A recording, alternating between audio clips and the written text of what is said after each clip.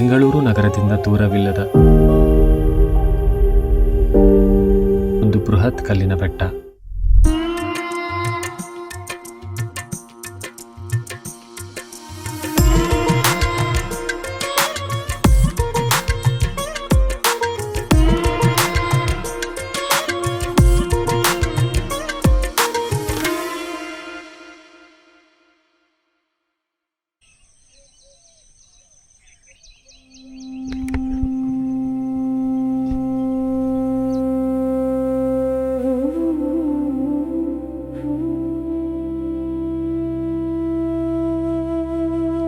ಇಲ್ಲಿ ಒಂದು trekking trail ಇದೆ, ಆದರೆ ಅದು ಕೇವಲ ಒಂದು ದಾರಿಯಲ್ಲ.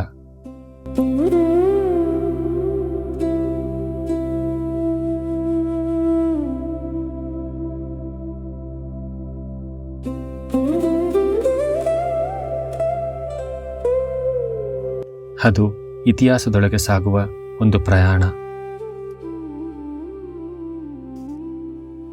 ಕರ್ನಾಟಕದ ನೆಲದಲ್ಲಿ ಬೆಟ್ಟಗಳು ಕೇವಲ ಭೂಮಿಯ ಎತ್ತರಗಳಲ್ಲ,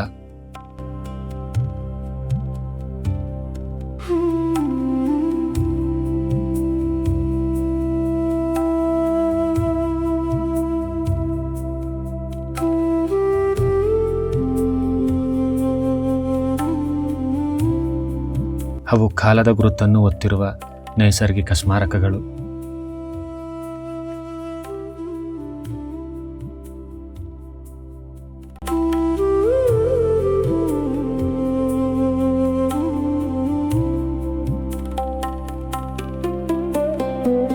ಕೆಲವು ಬೆಟ್ಟಗಳು ಪ್ರಕೃತಿಯ ಕಥೆಯನ್ನು ಹೇಳುತ್ತವೆ, ಕೆಲವು ಮಾನವನ ಕಥೆಯನ್ನು, ಮತ್ತು ಕೆಲವು ಬೆಟ್ಟಗಳು ಈ ಎರಡನ್ನೂ ಒಂದು ಕಥೆಯಾಗಿ ಹೇಳುತ್ತವೆ.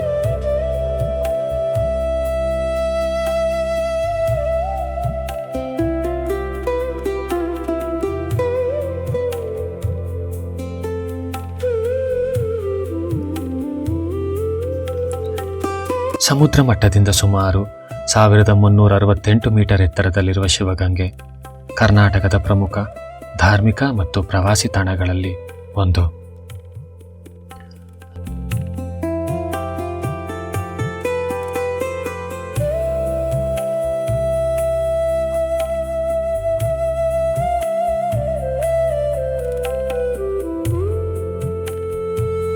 ಬೆಟ್ಟದ ಕೆಳಗಿಂದ ಮೇಲಕ್ಕೆ ಸಾಗುವ ದಾರಿ ಮೊದಲ ನೋಟಕ್ಕೆ ಸರಳವಾಗಿ ಕಾಣುತ್ತದೆ, ಆದರೆ ಪ್ರತಿಯೊಂದು ಹೆಜ್ಜೆಯೊಂದಿಗೆ ಇಳಿಜಾರು ಹೆಚ್ಚಾಗುತ್ತಾ ಹೋಗುತ್ತದೆ.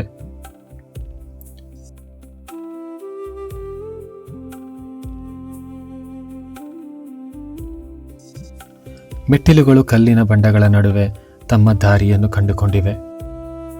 ಕೆಲವು ಕಡೆ ದಾರಿ ಕಿರಿದಾಗಿದೆ, ಕೆಲವು ಕಡೆ ಕೈಯ ಸಹಾಯವಿಲ್ಲದೆ ಮುಂದೆ ಸಾಗುವುದು ಕಷ್ಟ.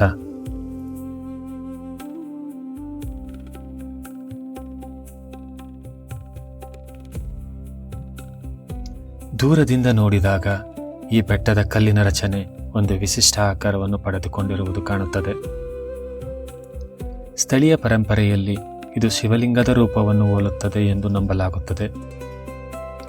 ಬೆಟ್ಟದ ಪವಿತ್ರ ಜಲಧಾರೆ ಗಂಗೆಯೊಂದಿಗೆ ಸೇರಿಕೊಂಡು ಈ ಸ್ಥಳಕ್ಕೆ ಶಿವಗಂಗೆ ಎಂದು ಹೆಸರು ಬಂದಿದೆ ಎಂದು ಹೇಳಲಾಗುತ್ತದೆ.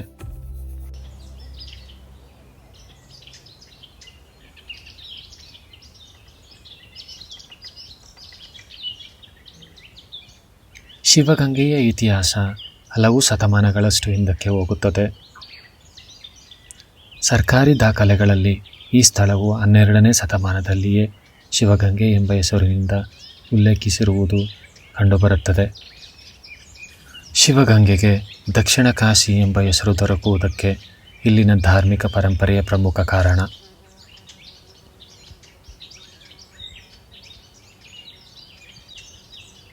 ಅಂತ ಆಗುತ್ತೆ.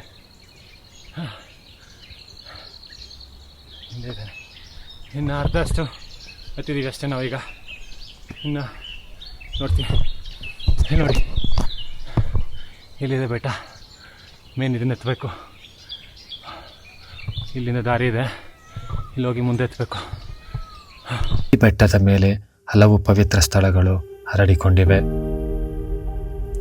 ಗಂಗಾಧಾರೇಶ್ವರ ದೇವಸ್ಥಾನ, ಹೊನ್ನಮ್ಮ ದೇವಿಯ ದೇವಸ್ಥಾನ, ಒಳಕಲ್ ತೀರ್ಥ, ನಂದಿ ಮತ್ತು ಪಾತಾಳಗಂಗೆ ಶಾರದಾಂಬೆ ದೇವಸ್ಥಾನ. ಪ್ರತಿಯೊಂದು ಸ್ಥಳವು ಈ ಬೆಟ್ಟದ ಆಧ್ಯಾತ್ಮಿಕ ಸ್ವರೂಪಕ್ಕೆ ಒಂದು ಹೊಸ ಪದರವನ್ನು ಕೊಡುತ್ತದೆ.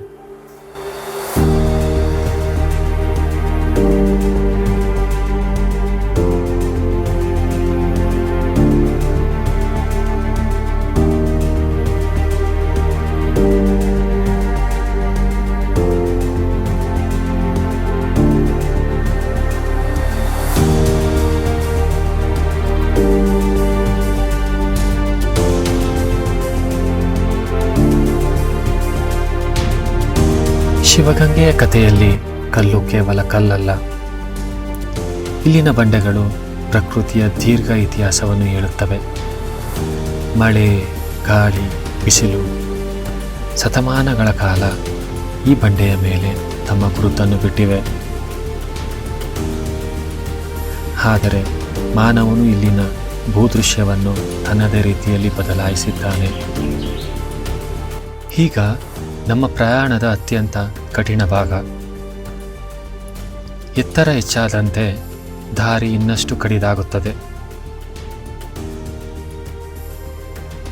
ಕೆಲವು ಭಾಗಗಳಲ್ಲಿ ಕಲ್ಲಿನ ಮೇಲೆಯೇ ದಾರಿ ಸಾಗುತ್ತದೆ. ಇದೇ ಮೇಲೆ ಟಫ್ ಪಾರ್ಟ್ ಇಲ್ಲಿದು.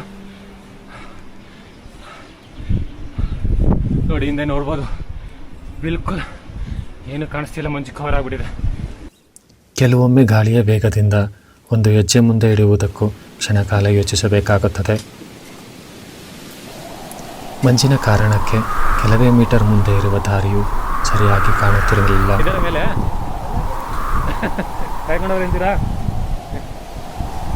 ಆದರೆ ಇದೇ ಹವಾಮಾನ ಈ ಪ್ರಯಾಣವನ್ನು ಇನ್ನಷ್ಟು ವಿಶೇಷವಾಗಿಸುತ್ತದೆ. ಇಷ್ಟು ಹೊತ್ತು ಕಲ್ಲಿನ ದಾರಿಯಲ್ಲಿ ನಡೆದು ಒಂದೊಂದೇ ಮೆಟ್ಟಿಲನ್ನು ಹತ್ತಿ ಕೊನೆಗೂ ನಾವು ತಲುಪಿದ್ದೇವೆ ಶಿವಗಂಗೆ ತುದಿಗೆ.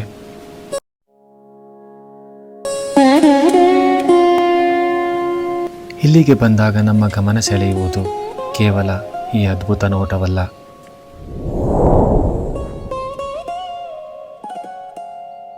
ಬೆಟ್ಟದ ತುದಿಯಲ್ಲಿ ಶಾಂತವಾಗಿ ಕುಳಿತಿರುವ ನಂದಿ.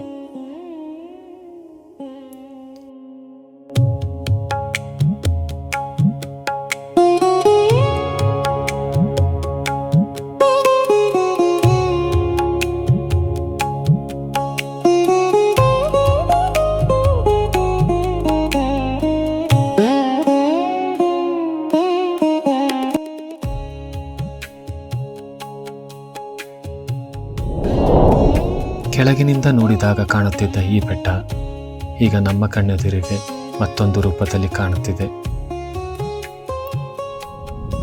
ಸುತ್ತಲೂ ವಿಶಾಲ ಆಕಾಶ, ದೂರದವರೆಗೆ ಹರಡಿಕೊಂಡಿರುವ ಭೂದೃಶ್ಯ ಮತ್ತು ಮಧ್ಯದಲ್ಲಿ ಶಿವನ ವಾಹನ ನಂದಿ. ಕಲ್ಲಿನ ಬಂಡೆಗಳ ನಡುವೆ ನಿಂತಿರುವ ಎರಡು ಪುರಾತನ ದೇವಾಲಯಗಳು ನಮ್ಮ ಗಮನ ಸೆಳೆಯುತ್ತವೆ.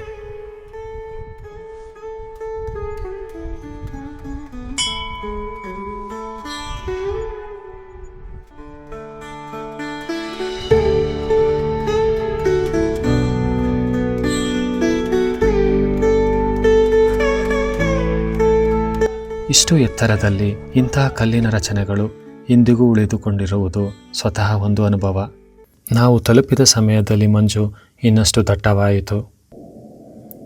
ಕೆಲವೇ ಮೀಟರ್ ದೂರದಲ್ಲಿದ್ದ ಬಂಡೆಗಳು ಮಂಜಿನೊಳಗೆ ಮರೆಯಾಗಿದ್ದವು.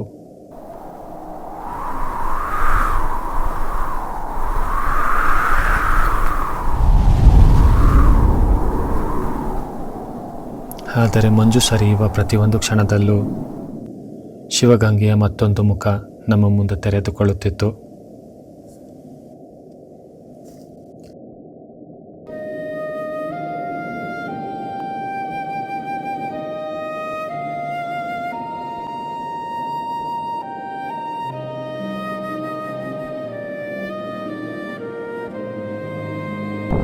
ದೇವಾಲಯಗಳನ್ನು ದಾಟಿ ಒಮ್ಮೆ ಸುತ್ತಲೂ ನೋಡಿದಾಗ ಶಿವಗಂಗೆಯ ಮತ್ತೊಂದು ರೂಪ ಕಾಣಿಸುತ್ತದೆ.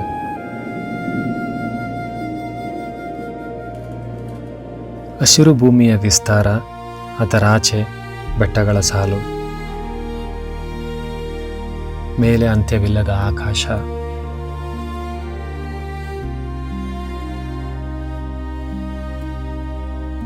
ಇಷ್ಟು ಕಷ್ಟಪಟ್ಟು ಹತ್ತಿ ಬಂದ ನಂತರ ಈ ಜಾಗದಲ್ಲಿ ನಿಂತಾಗ ಸಿಗುವ ಆ ಅನುಭವ, ಅದನ್ನು ಮಾತಿನಲ್ಲಿ ಹೇಳುವುದಕ್ಕಿಂತ ಒಮ್ಮೆ ಇಲ್ಲಿ ನೀವು ಬಂದು ಅನುಭವಿಸಬೇಕು.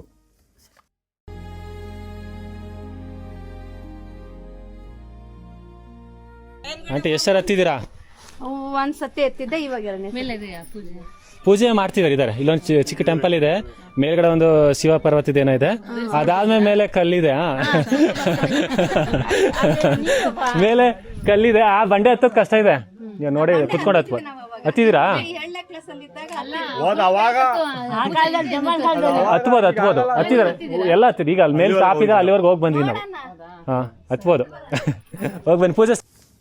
ಶಿವಗಂಗೆ ಒಂದು ಟ್ರೆಕ್ಕಿಂಗ್ ಡೆಸ್ಟಿನಿ ಮಾತ್ರವಲ್ಲ, ಇದು ಪ್ರಕೃತಿ, ಇತಿಹಾಸ ಮತ್ತು ಮಾನವನ ಹೆಜ್ಜೆಗಳು ಒಟ್ಟಿಗೆ ಬರೆಯುತ್ತಿರುವ ಒಂದು ಜೀವಂತ ಕತೆ.